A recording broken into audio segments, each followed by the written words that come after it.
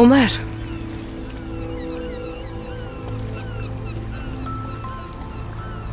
आपने कहा फैसला मेरा होगा, तो मैं कर चुकी हूं।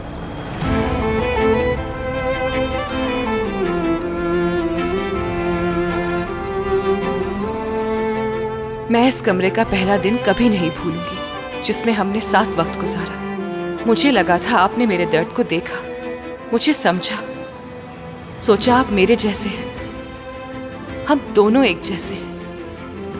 मेरे दिल में एक छोटी सी उम्मीद थी कि मैं आपको अपना बना सकती हूं, लेकिन मैं नाकाम हो गई।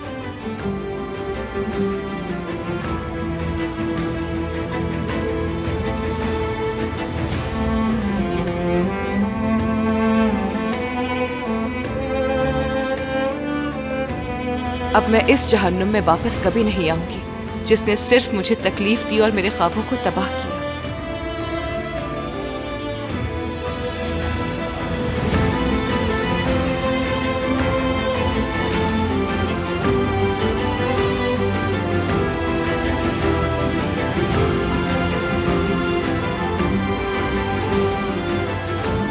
मोहब्बत के बगैर तो फूल भी मुरझा जाते हैं। उमर, मैं भी मुरझा गई।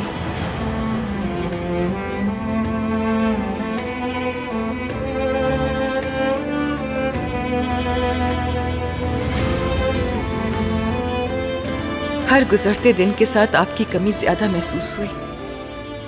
बहुत तकलीफ से गुजरी, बहुत आंसू बहाए मैंने, जो शायद आपने देखे भी नहीं।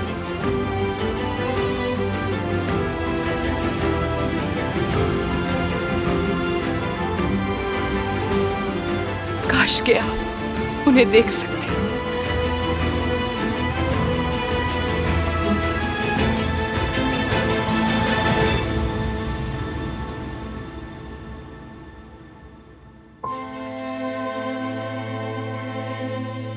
जब जब आपने मुझे गले लगाया, मुझे बेहद खुशी महसूस हुई, लेकिन वो मुख्तसर थी, एक खूबसूरत ख्वाब के इख्तिताम की तरह,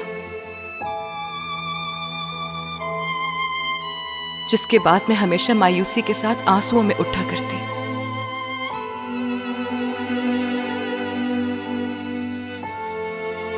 बाबा की तकलीफ देखने के बाद मेरे अंदर की हिम्मत टूट गई।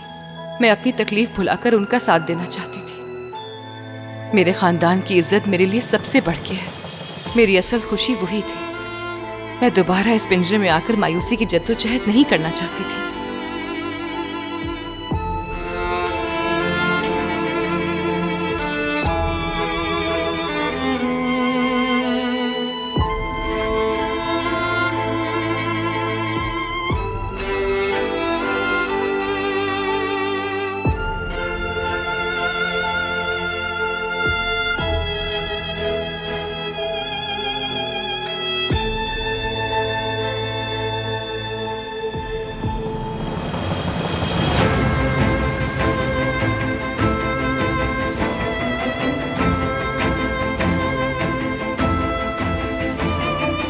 उम्मीद है उमर कि एक दिन आपको मेरी मोहब्बत ये याद दिलाएगी कि कैसे आपने एक मोहब्बत करने वाले इंसान को अपने आप से दूर कर दिया।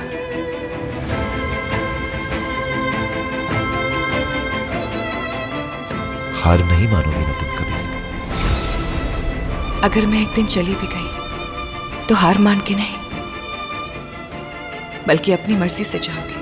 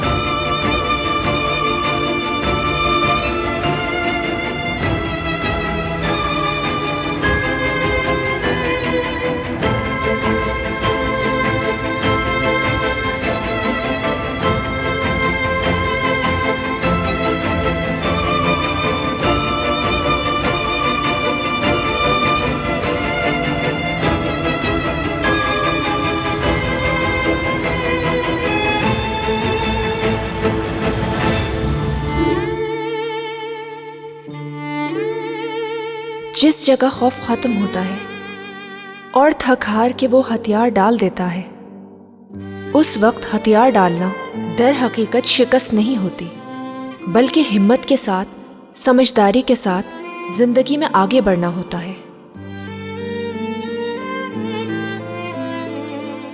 बास कहानियों की शुरुआत हमेशा तकलीफदेही होती है, लेकिन उन कहानियों का इख्तिताम हमेशा अच्छा ही होता है।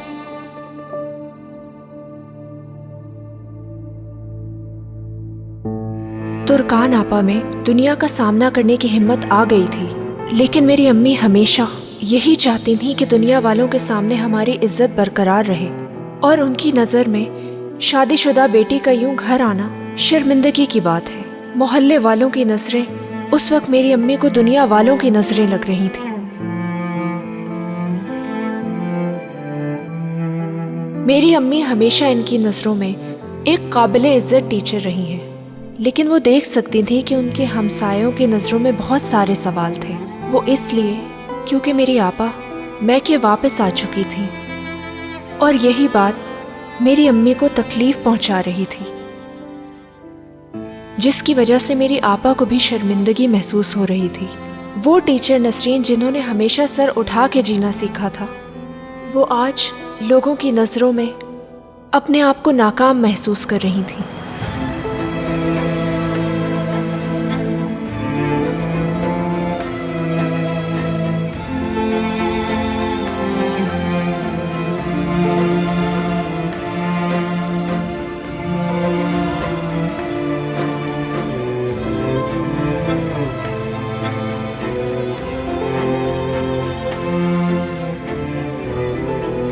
चलो आ जाओ बेटा अंदर।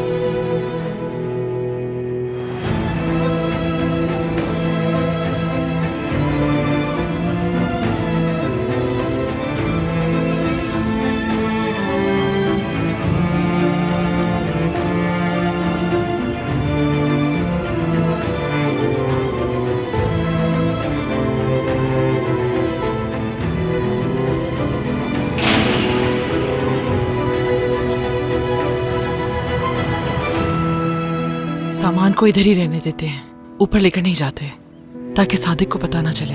बाद में ऊपर सिलाई वाले कमरे में लेकर चले जाएंगे। ठीक है, मैं मदद कर देती हूँ। हाँ ठीक है। हिकमत, सादिक को इस बारे में कुछ भी मत बताना, डॉक्टर ने मना किया है परेशानी से, ठीक है? हाँ ठीक है। मुझे ये बताओ, क्या वो ये नहीं जानता? नहीं, वो ये समझता है कि तुर्कान उसकी देखभाल करने के लिए यहाँ रह रही है। उसकी थोड़ी तबीयत संभल जाए, उसके बाद हम उसे खुद बता देंगे। चलो देख लेंगे। मुझे दे दो। अम्मी, सूप तैयार हो गया है, क्या चूल्हा बंद कर दूं? हाँ बेटा बंद कर दो, जाकर उसे बोल में डाल दो ताकि ठंडा हो जाए। फ्रिज से दही भी निकाल लेना, और दवाइयाँ ट्रे में रख दी है मैंने। तुम्हारे बाबा को खाना देने के बाद हम लोग ईद की शॉपिंग के लिए जाएंगे। ठीक है।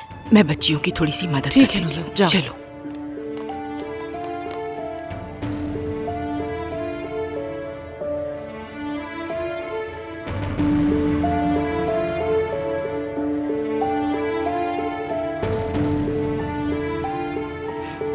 अम्मी, तुर्कान, तुम्हारे बाबा को बिल्कुल पता न चले इस बारे में, प्लीज।